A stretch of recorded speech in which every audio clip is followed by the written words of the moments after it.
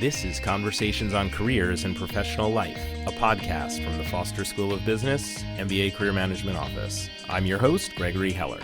On each episode, I talk with guests from faculty and staff to students and business leaders about the skills and strategies that can help you design a professional life that you're happy with.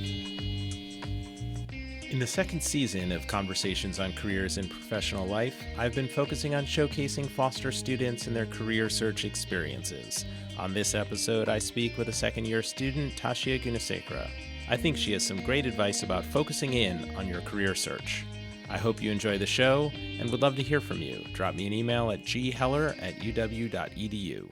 My guest today is Tashiya Gunesekera. Tashiya is a second-year student in the class of 2019, and she and I have worked together since the beginning of her journey here at Foster, and we're going to talk about her experience in career management, pursuing her career objectives, and the lessons she's learned along the way and things that she can share with all of us. Thank you for being with me today. I'm excited to be here, Gregory. Why don't you start by just telling me a little bit about where you came from before the program? Sure. So my background is pretty non-traditional, as many of my classmates have similar backgrounds to that. I was a Peace Corps volunteer for 2 years, where I served as a teacher in Rwanda in a rural town. And I also did a couple of extra special projects while I was there, including building a library in my community. Then I moved here to Seattle, and I worked as a management consultant for a boutique consulting firm that focused on the public sector. So I worked in just a range of different public policy projects, public health, education, urban planning, and essentially we had clients that were in the public sector that came to us and asked us to help them think about how to solve certain problems that they had. And when you came into the program, what were your career goals? So I knew that I wanted to move into tech, and I knew that I wanted to move into the private sector. So those are two pretty big things that started pretty early on. I had been thinking about finance before I came to Foster, but when I was at Foster and being exposed to more of the different fields and different areas I could go into, having classes in finance, I really decided that finance was something that I wanted to pursue. What were some of the things that you did early on in your first year that you feel helped you get on the right path for your career search? So I think that I was very focused pretty early on. When I made that decision, and I made that decision to explore finance pretty early on. And I decided, I was going to pursue this, and I was very open to change, but I decided this was something that I was going to pursue and then decide whether or not I liked it. So I did FRP, which was a student investment fund, and that was an interesting exposure to more qualitative issues around finance. I decided also kind of early on that I was more interested in the corporate finance route than to go into the investment side. Even though I did pursue the investment fund, this was something that I confirmed fairly early on. And then what I decided was I really wanted this internship to be an opportunity to really try something. That's the way that I looked at the internship. I knew that I wanted to pivot my career, and I felt that the internship was that opportunity to really explore and try something. So I was very focused on my internship search to be focused in finance, corporate finance. During that first quarter, did you do a lot of informational interviews? I did some. I would say that I also, I needed to actually see whether or not I actually liked finance as a subject. So I was pretty focused on my classes, group dynamics, trying to understand how this whole business school thing worked. I did do some informational interviews with second years, as well as a few that I had scheduled around Seattle in finance. You said you were really focused on this internship goal. What did your target list look like? So I really wanted to explore what these big companies were doing. So I think in my first year, I don't remember the exact numbers, but I think I applied to maybe something between 15 to 20 companies. And as opposed to just, sending my resume out to every company that I could, I really looked at companies predominantly in Seattle, some in Portland as well. And I looked at corporate finance roles, and I spent a lot of time researching the companies so that the cover letters I wrote or the interviews I got, I went into those interviews being very prepared and really understanding those companies. So that was more important to me than just sending my resume out to, just every company that I could. Anytime there was a cover letter, I spent a lot of time researching the company, talking to alums that worked there, talking to career management. I had you look through my cover letters to make sure that they were very targeted. And of those 15 to 20 applications, how many first-round interviews do you think you yielded? I got a lot of interviews. So I think I got interviews with, I would say, probably 75% of those companies. I had a lot of interviews. So I remember. Yes, that was a lot of prep. So that was an interesting thing. I didn't expect that going into this. If I had known that, I might honestly not have applied to that many companies, because prepping for this, like I said, I was very focused on the company. So prepping for the company interviews was a lot of work. And I had two kind of big things to prep. I knew that these companies, without a finance background, I knew that they would be testing my finance skill set. So I also really focused on making sure I had that knowledge, as well as the understanding the company as well. So I would go into these interviews very prepared. And I would say about 75%. And what were the results from there? So then I got second round interviews, and then I came back to Gregory, and we had long conversations where he would tell me to slow down. So I apologize if I'm going too fast now.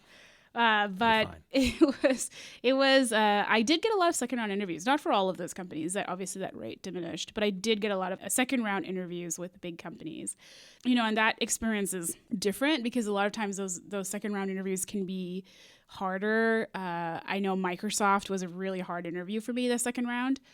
And so I went to all those interviews, and I thought that I was doing well. I've always considered myself to be a good interviewer, and I thought I was doing really well.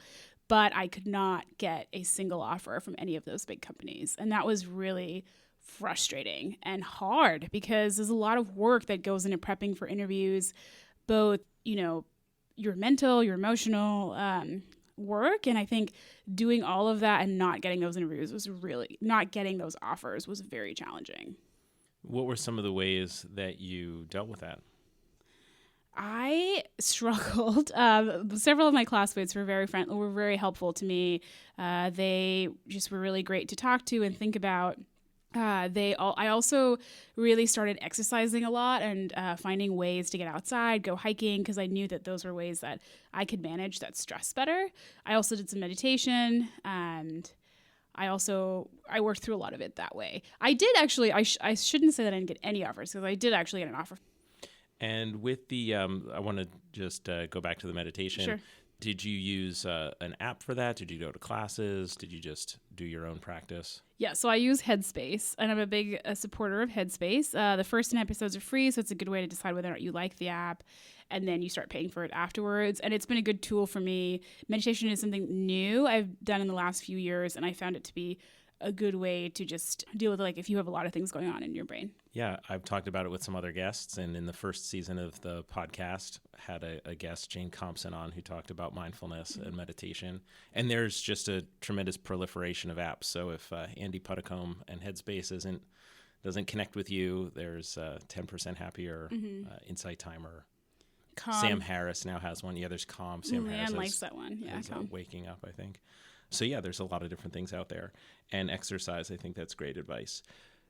I think another really important piece of advice is just to really remember why you came to business school. So at this point, I had really decided that I wanted to move into tech. I wanted to explore finance. And I knew that going after other jobs that weren't going to necessarily get me that skill set wasn't what I wanted. And I also wanted this summer to explore whether finance was even something that I'd enjoyed, because remember, I don't come from a finance background.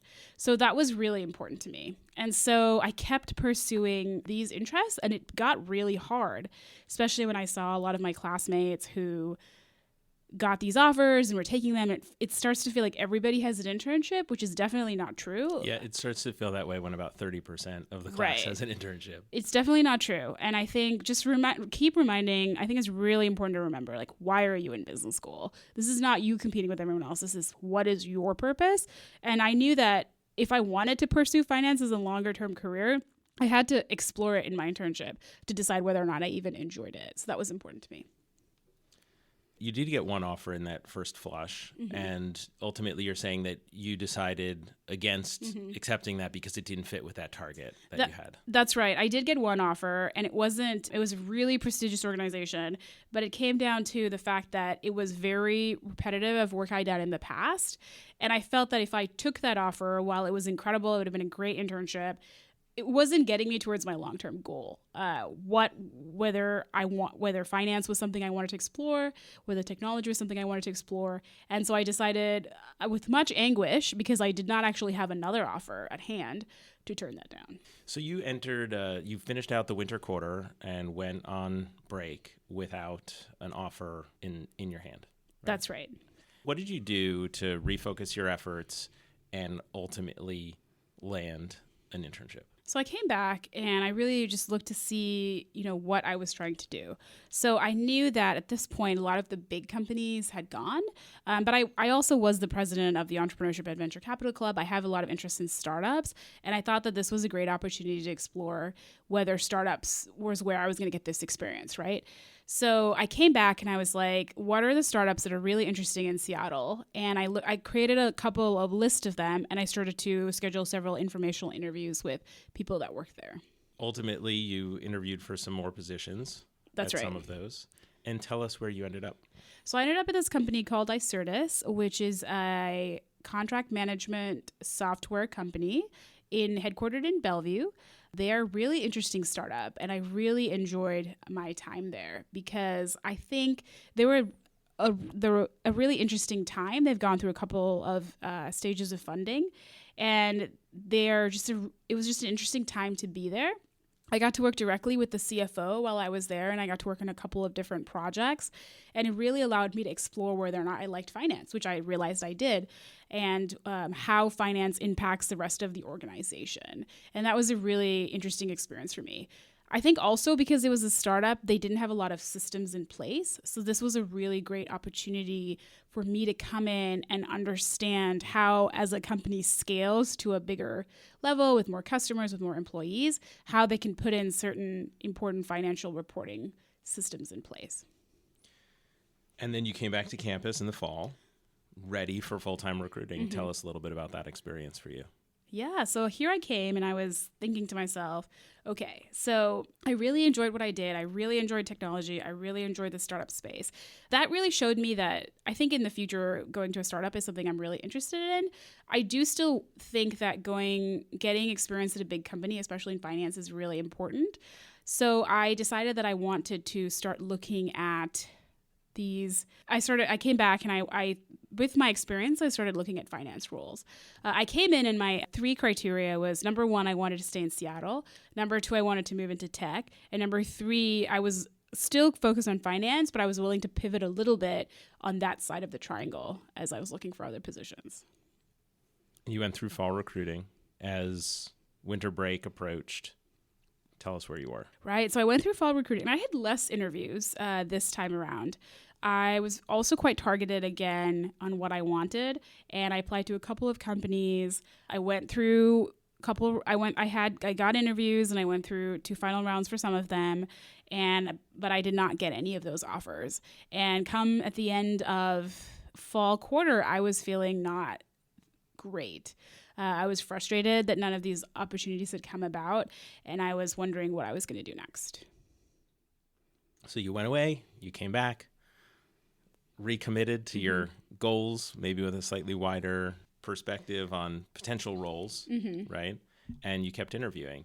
And tell us where you'll be going to work after graduation. So I'll be going to Adobe as a senior financial analyst. Where's that located? So that's located in San Jose, California. So that's not in Seattle. It's not in Seattle. And yes, that was definitely my number 1 priority. But I got an interview with Adobe, and then they flew me out to San Jose. And from the beginning, I just really liked the company. I knew that going in. I knew that it was a company that I really liked. And I went there, and I felt that the people were very genuine, and I really enjoyed everyone I met. I really liked the culture. And so I had to make a pretty big decision on whether or not I wanted to move to San Jose. And so I made a lot of pro-con lists, used a lot of crystals. It's Crystal FAR. Crystal FAR's rational decision-making matrix. So those tools come in really helpful. So I would definitely learn them. So I thought this through, and it was a hard decision for me. It had a little bit to do with just my background. I've moved a lot, and I'm very happy in Seattle. So I had wanted to stay. But I really enjoyed the company, and I was really, really excited about it. So I decided to accept the opportunity, and I'm very excited about going to Adobe. Great. Congratulations. Thank you. We're excited you're going to Adobe too. Thanks, Gregory. Thank you for all your help. That actually brings me to my next question. What do you think were some of the most valuable resources that you availed yourself of in career management over your time here? So I think it was a couple of things. So I definitely think, the resume help and the cover letter help is really good. I definitely think the interview prep, especially targeted towards different companies, is really important. I think that a lot of MBA students, including myself, we think of ourselves as really good interviewers, and we are. But I think at this level, you're interviewing with just so many people that are really good that it becomes really hard. So I think all of those were great. I also think, you and I talked a little bit about fit and understanding that a no doesn't mean that I'm a bad candidate. It just means that it's not a great fit. So I think that those were just really important kind of perspectives to keep in mind. And then I just be really focused on, what it is that you came to business school for. If you came to business school to pivot your career, I think that's really important, and you should listen to that. If you came to business school to do a very similar thing, I think listen to that and then focus your energy on other things. I want you to tell the story of your mock super day. Yes. Because I think this was brilliant. Yeah. For people who might not know what this is, a super day is basically when you go and have 4 or 5 or 3 back-to-back interviews with a company. It takes a lot of stamina, mental stamina and physical stamina to be in that position, emotional stamina. And you found that was something that was challenging for you in some of these earlier interviews. Mm-hmm. So to prepare for your Adobe Super Day, tell us what you did. I think people thought it was crazy, but I think this is what really helped me. So I reached out to 4 of my classmates, 2 of whom are going into finance and 2 of whom are not in finance. And I scheduled my own practice super day. So I emailed them and I booked a room for 4 hours, which I know you're not supposed to do. But I had them each come in for half an hour, I think 45 minutes actually. I had them each come in for 45 minutes and I literally did 4 interviews back to back. 2 of them were finance focused and 2 of them were more behavioral. And this was my way, I think, of getting my mental stamina up to that point. And they were given strict instructions. Also, one of my classmates asked one of them to be a little bit meaner to me, just in terms of being able to see whether or not I could handle that. I was trying to practice and put myself into that mindset and know whether I could manage the stamina, because that had been an issue I'd struggled with in my internship round interviews, finding that 3rd and 4th round to be really challenging. Well, I think it was great, and I think the proof is in where you're headed. Do you have any last advice that you'd offer to incoming students, first-year students who are then returning in their second year, things that you think they should know and do? Yeah, so I have a lot of advice. I guess if I had to kind of focus on the career piece, because this is a career management podcast, I think I would just really focus on what it is that you want. It's really easy in business school to get a lot of voices, a lot of people, a lot of movement into something that may not be what you really want. And I think it's an important time to think through what it is that you really want to do. Understanding, the experience that you have in your past, what you're gaining from business school, and what you can contribute, because we can all contribute very unique things. And I think taking the time to understand that, knowing your value, and then walking into all of those interviews knowing that 100% that you deserve to be there is really big. So I think making that kind of emotional and mental journey was really powerful for me, I think. And I would hope that you take the time when you're in business school to really put that together. I think that's some great advice. Are there any books or websites or podcasts that you found really helpful in your career journey? Mm-hmm. Yeah, I think that's a great question. I've been very focused while in school. I haven't done as much reading. I'm actually a big reader, but I haven't done a lot of reading here. The only book that I read just because I had the time was The Charisma Myth, which I've really liked. That is a really interesting book because I think it just kind of puts a couple of things into perspective. That's by Olivia Fox Cabane. We'll put a link in the show notes. I also like Radical Acceptance has been like another interesting book that I've read. And that's by Tara Brach. And I also recently just read this book, Better Together by Jonathan Sposato, focused for a class I'm taking, and I also think that's been a good book as well. Great. Well, thank you so much, Tashiya, for coming in, spending a little time with me, sharing your experience. I'm sure others will find it helpful. Good luck in your career after you leave Foster. Sad. It's been a pleasure working with you for this time. Thank you, Gregory. Take care. Tashiya shared some great advice about the importance of focusing during your career search, getting really clear on what you want from an internship and a full-time role, what's important to you and what you're willing to let go of. I also like her approach to wellness. You heard her talk about getting exercise and getting outdoors, meditation and connecting with classmates. Mindfulness, exercise, time spent outside, and connections with friends and family are reliable activities to improve resilience and mood, but easy to forget when you're in the throes of a job search. The New York Times had a recent article by Michaela Marini Higgs on how to deal with job search depression. It covered many of these topics. I'll put a link to it in the show notes, along with the books and apps that Tashiya and I discussed. Thank you for listening to another episode of Conversations on Careers and Professional Life. I'd love to hear what you think about the podcast. You can email me at gheller@uw.edu. And if you've enjoyed this episode, please share it with a friend or classmate.